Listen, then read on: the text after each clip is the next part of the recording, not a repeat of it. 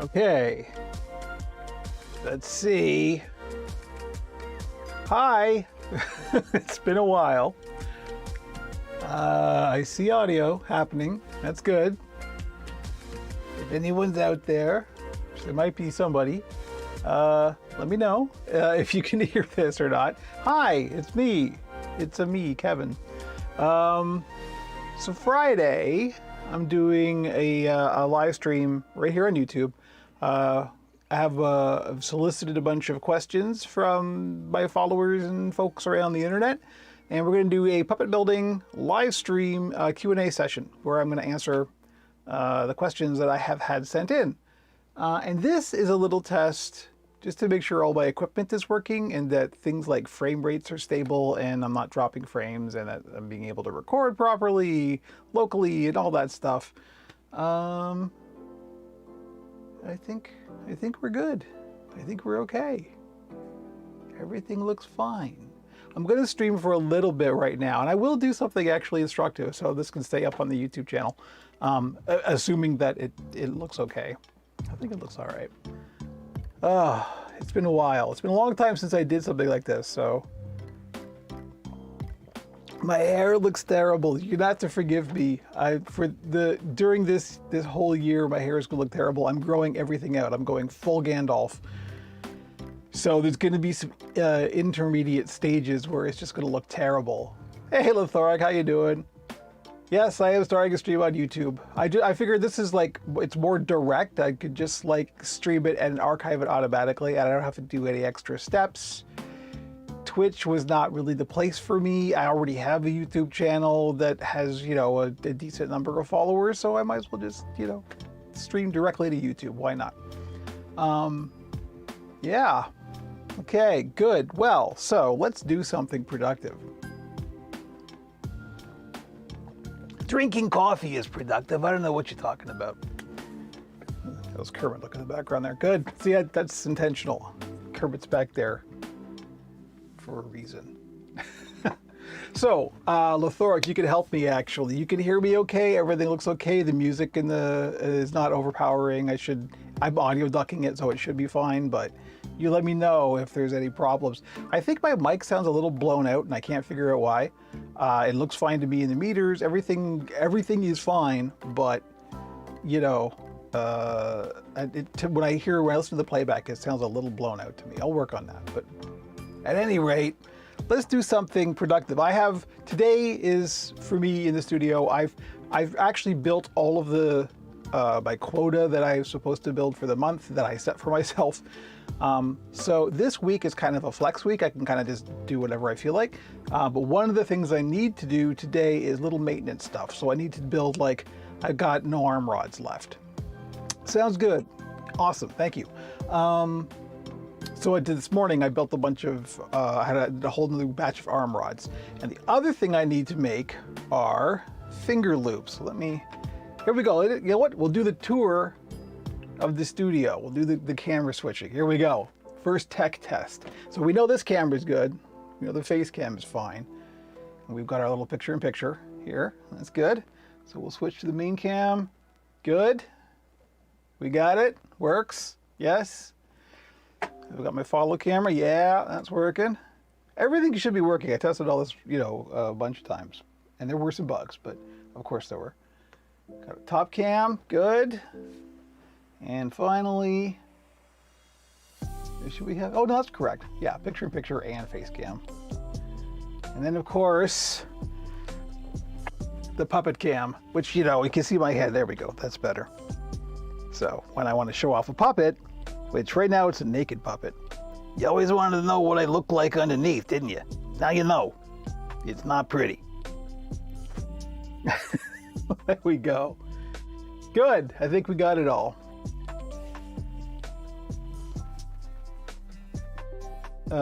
Yeah, no, I think it might just be me, or it might just be my speakers, or so. I don't know. To me, I'm being very picky because I try to make this the best quality I can.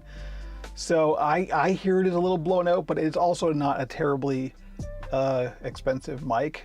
It's kind of a cheapie. So it might just be the crappy mic. I don't know. It sounds a little blown out to me, but what do I know?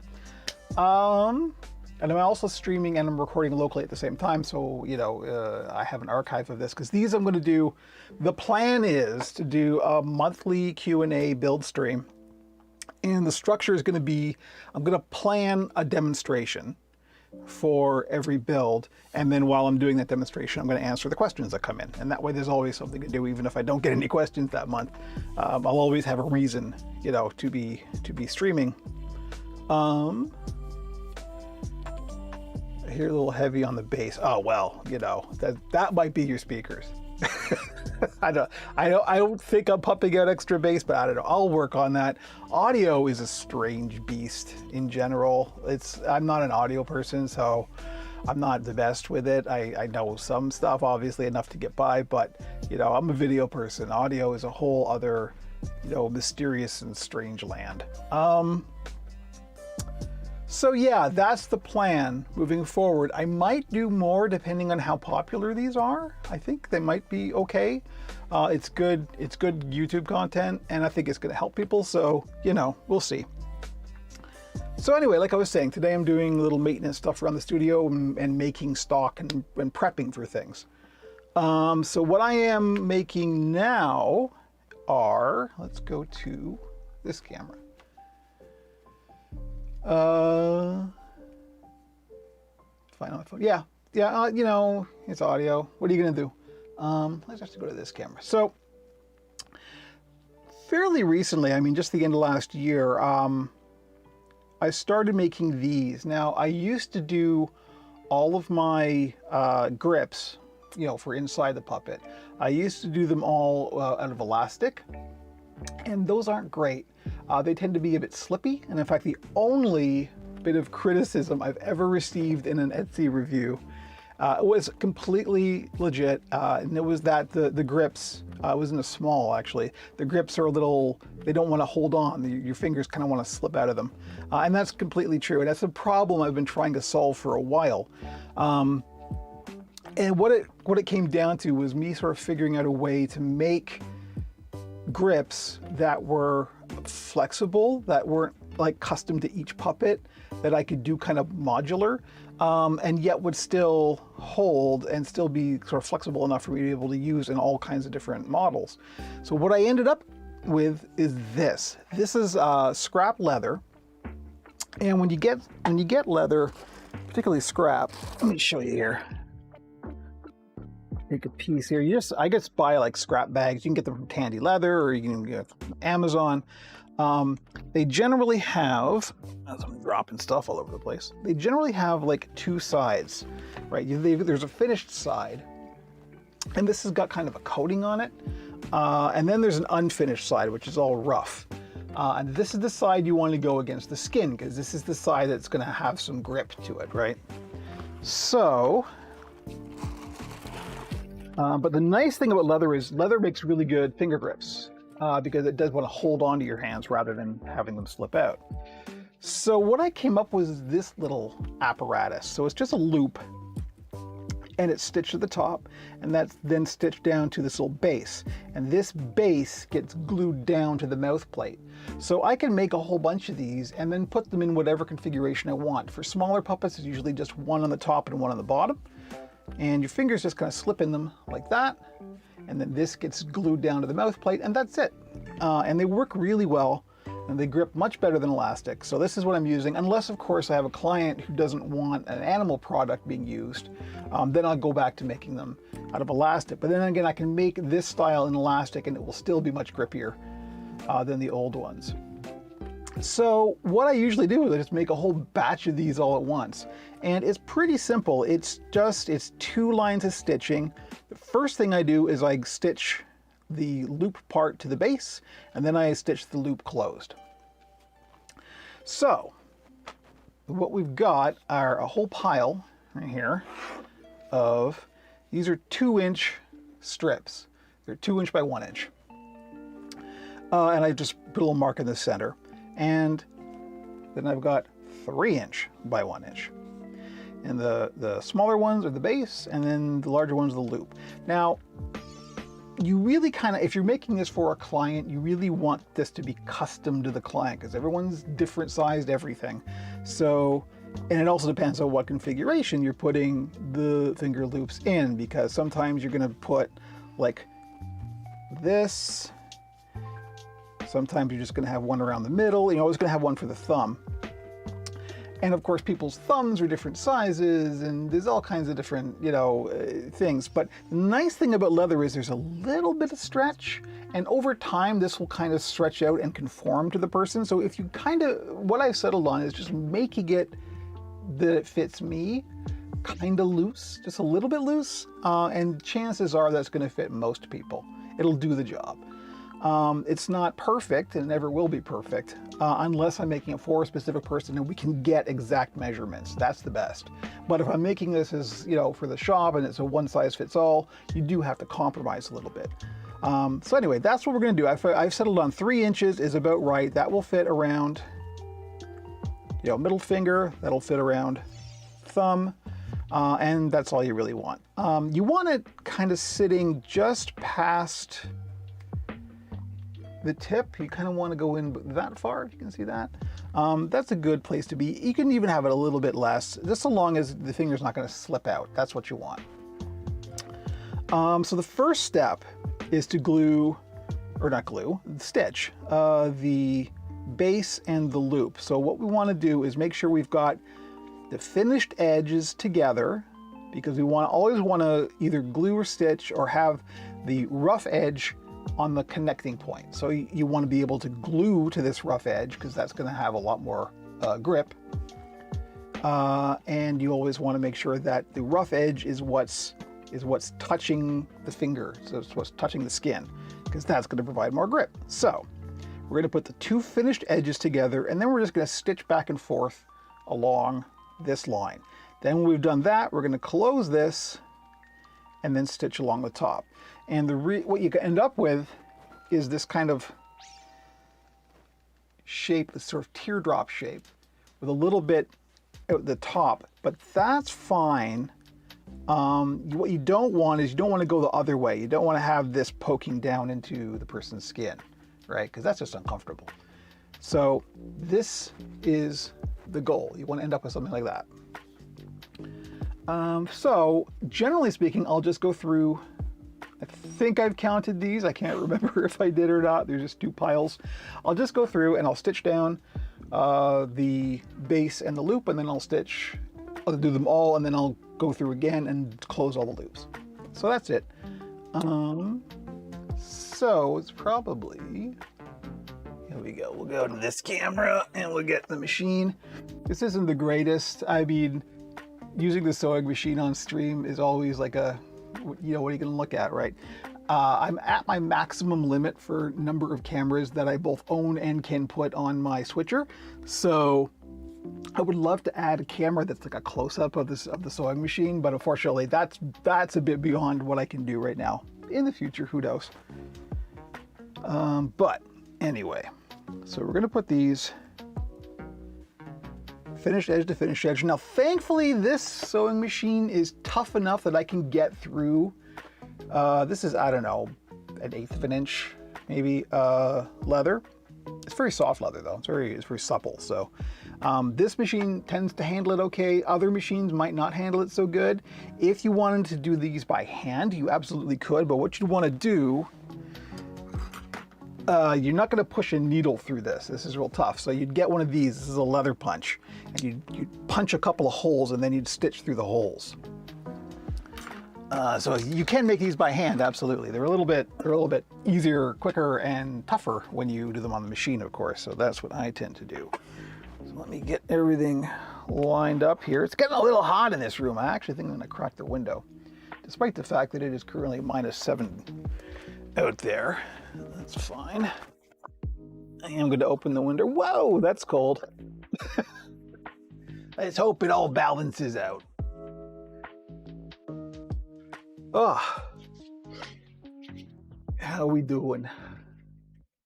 Looking okay. The stream looks like it's healthy. We're not dropping any frames that I can see. It's not reporting any drop frames. That's good.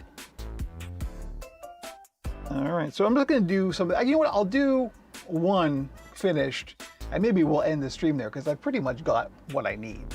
But this will be a little quick tip for the YouTube channel. So I'm just stitching this down, poke that through, foot down.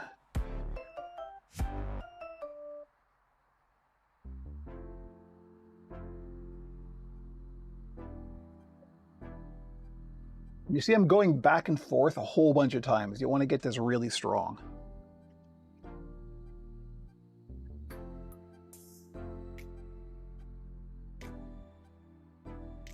Go. Ah. So it ain't pretty. It doesn't have to be pretty. But now we've got, can I show this to you? Over here. So we've got the two stitched together, just down here.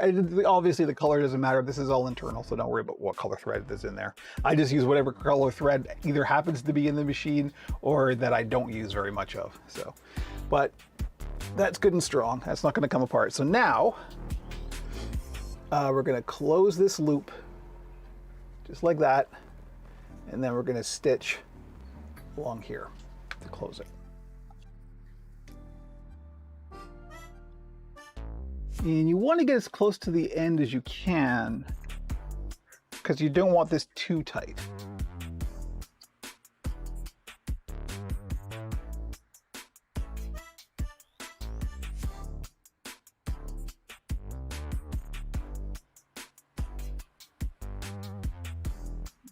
Good.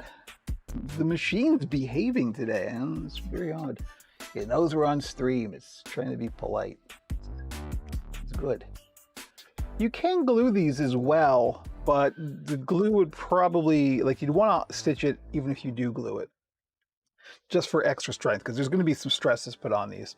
So there we go. There's our little loop with the base.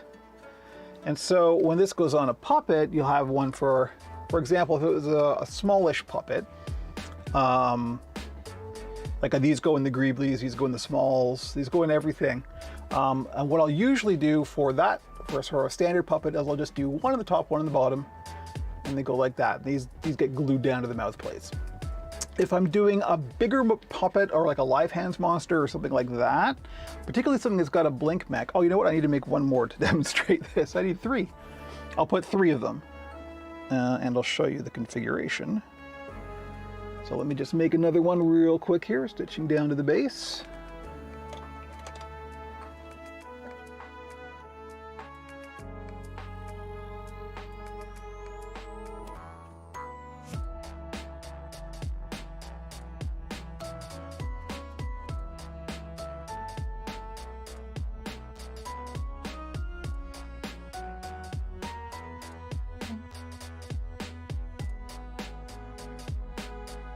Using what OBS, and I'm using Stream Elements as well. What it doesn't show me is concurrent viewers. I got to go to the thing over here. It looks like 4 people. Wow. There's quite a delay. I've got it on regular latency because that's the only setting allows it to have the closed captions turned on. So I'm all about accessibility. So there is quite a delay, I'm noticing. But oh well, doesn't really need to be all that real time.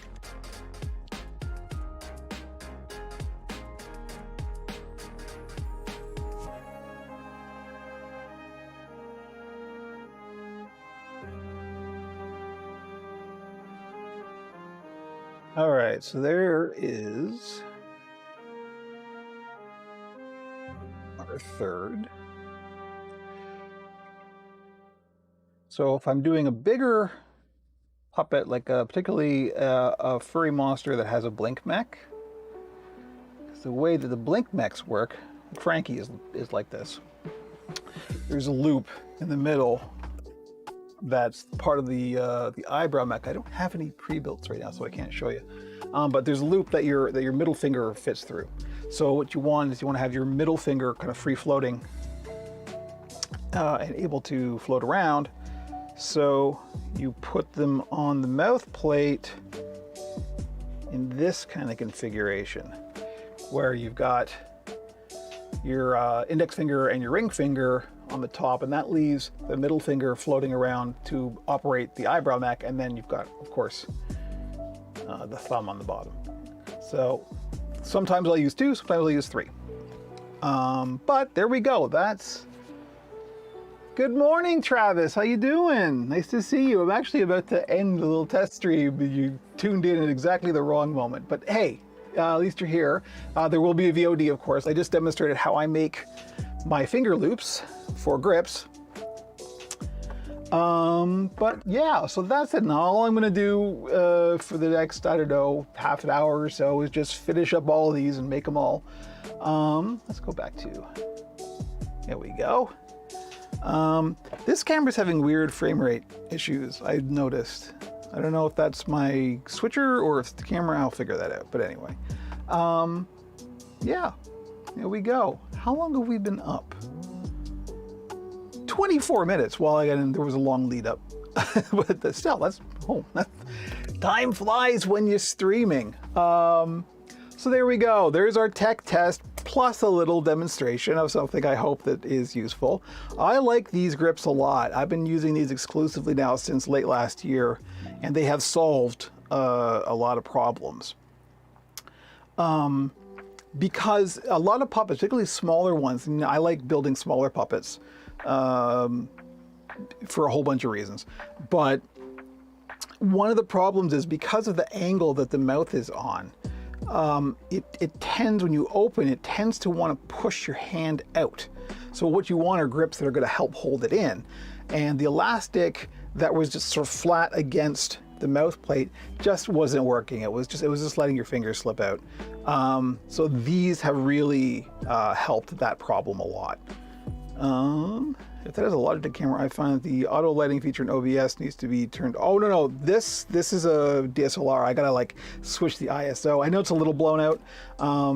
It's just because I opened the window, so there's a lot more light in here. No, this is the DSLR hooked into a switcher. This is a for real camera. It's got a real lens and everything. I can zoom and everything. But I gotta manually adjust it. That's the problem.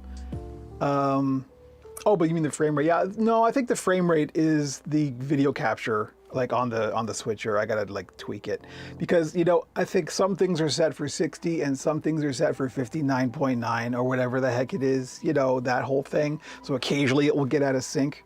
I think that's what's going on. But anyway, good enough. So yeah, there we go. I think that'll do it for now. And hopefully, I've got a whole bunch of questions already for Friday, so that's great.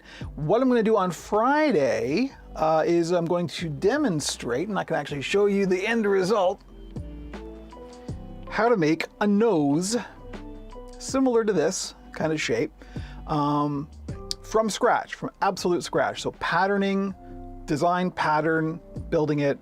We're going to end up with something like this, sort of a Burt-style sausage nose, but going from absolute scratch. So you'll be able to design and build your own, you know, with no previous patterns. You're going to pattern it and build it all from scratch. So that is the fun for Friday. And then as I'm doing that, I'll be answering questions. So hopefully you come along on Friday. It'll be this coming Friday at 11 a.m. Eastern. So whatever that is in your local time. I hope to see you. Yeah, there we go. I'm going to end this stream now. Instead of babbling, I have more coffee to drink. Anyway, thank you for dropping by, everybody, and hopefully we will see you on Friday.